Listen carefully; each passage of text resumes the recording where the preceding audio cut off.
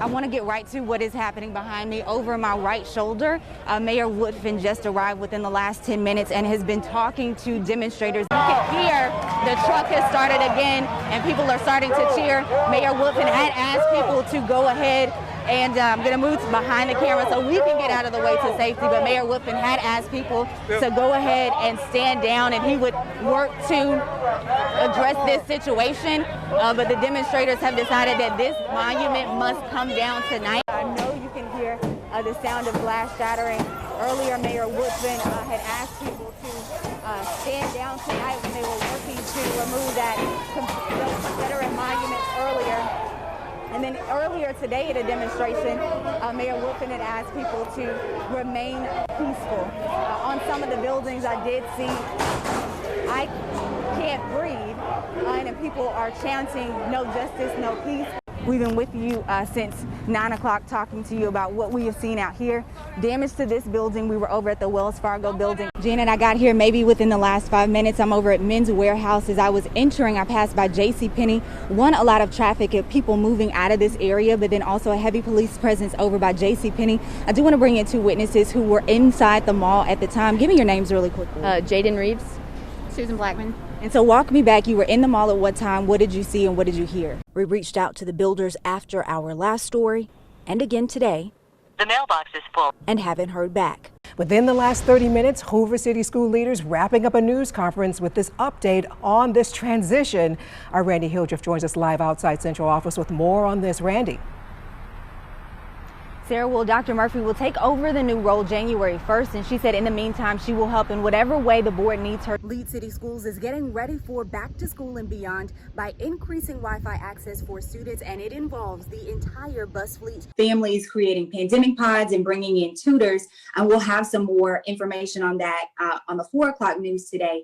But in picking a tutor, you want to make sure that you are picking someone who is a good fit for your family in terms of safety. That's exactly what I asked the postmaster today, and he was hesitant about if packages would make it on time, but he did stress that his employees are working very hard to get through all of the mail, and it is a lot. I want to show you this new video so you can see. Within the last 30 minutes, the line that, and I know it's hard to see in the dark, but the line that it stretched from the building out from the doors down the side of the building and started to hook into the parking lot, non-existent. People are walking right into the building and going to vote. Camille's case brought the entire city of Birmingham together and surrounding areas in prayer, and in that desperate search to find her, city leaders are hopeful that everyone comes out again tonight. And it's really a layered situation. When students aren't in the classroom, we know that they aren't making gains academically, but your district could also face budget impacts because dollars are tied to each student.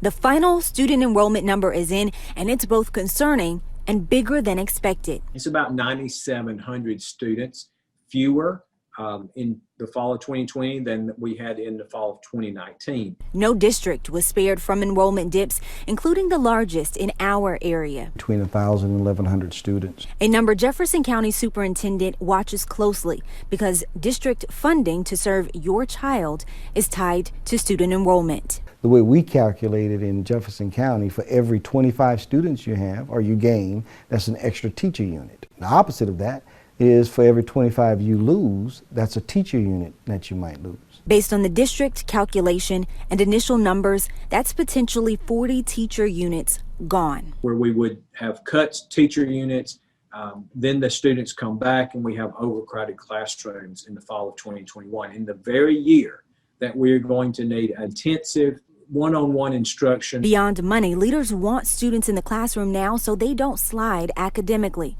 So Jefferson County school leaders have started extensive measures that have helped recover over 30% of their students. Door to door, trying to say, okay, how can I help you? And the largest dip in enrollment is at the kindergarten level, and in the state of Alabama, kindergarten is not required. Jefferson County leaders also said that they saw some dips at the senior level, some students getting jobs as soon as school shut down back in March when we first started dealing with the pandemic. Now, State Superintendent Dr. Eric Mackey says he's working closely with state leaders to figure out how we can manage this all so we don't have cuts to budgets. How could you sit there and take somebody's life casually and think that it's okay? For 8 minutes and 46 seconds, the world watched. And at the end of the video clip, passionate calls for action against police brutality and racism that resonate with black officers. I think we do need to value the lives of black people just like you value the lives of everybody else. I'm a student of Dr. Martin Luther King Jr., so I believe in protest. So to see young people standing up and being passionate about something, you know, I love to see that. I met Jefferson County Deputy Chief David Agee on his old beat in Centerpoint. I patrolled in this area for about 5 years. He's loved his job in law enforcement for 34 years, but balances that with his life beyond the badge. When I take off this uniform, I'm still black, so I understand the anxiety that the black community feels. The dichotomy of the black and blue isn't a unique experience. Me as a black man, I could be in that situation. That's something that I could, and people say, well, you're a police officer. Yeah, but I'm not when I'm driving down the road by myself out there. You know, I'm just like you. Lieutenant Cortese Miles has worked with Bessemer PD for the last 22 years and says officers navigating the national unrest is challenging, but doesn't compromise the job. But there are times when we have to, like I tell the guys, flip that switch. You have to flip that switch and turn off those emotions and do the job that you're required to do. Randi Hildreth is live at 5 after getting the perspective of one special little boy, Randi.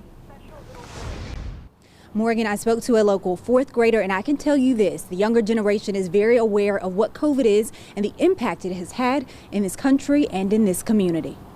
I had a candid conversation with fourth grader Aiden Cook about COVID-19. How the Moderna and other vaccines are coming in. He knows the terminology. COVID is very contagious. Do you know what that means? Very catchable. And the headlines we report every day aren't lost on him.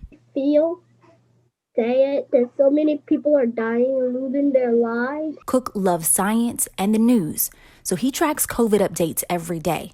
His first taste of the disease was helping his grandmother recover after her diagnosis. And then he found out his hometown hero was diagnosed. I was sad and kind of surprised that he had got it because he wears his mask. Cook, also known as Birmingham's kid mayor, and Mayor Randall Woodfin go way back. I really wanted to meet him, and we took a whole bunch of pictures, and then we became friends ever since. He's thankful Mayor Woodfin is recovering at home now after he was hospitalized with COVID pneumonia. Get well soon. The fourth grader who hopes to lead Birmingham as the mayor one day is reminding his community to be positive and test negative. Just keep your hopes up and go get the vaccines, and maybe one day this all will be over. And Mayor Randall Woodfin was released from Princeton Baptist yesterday, where he received remdesivir and plasma therapy to treat COVID pneumonia. And in the latest from the city, they say that he is continuing self-quarantining and recovering at home. Live tonight in Birmingham, Randi Hildreth, WBRC Fox 6 News on your side.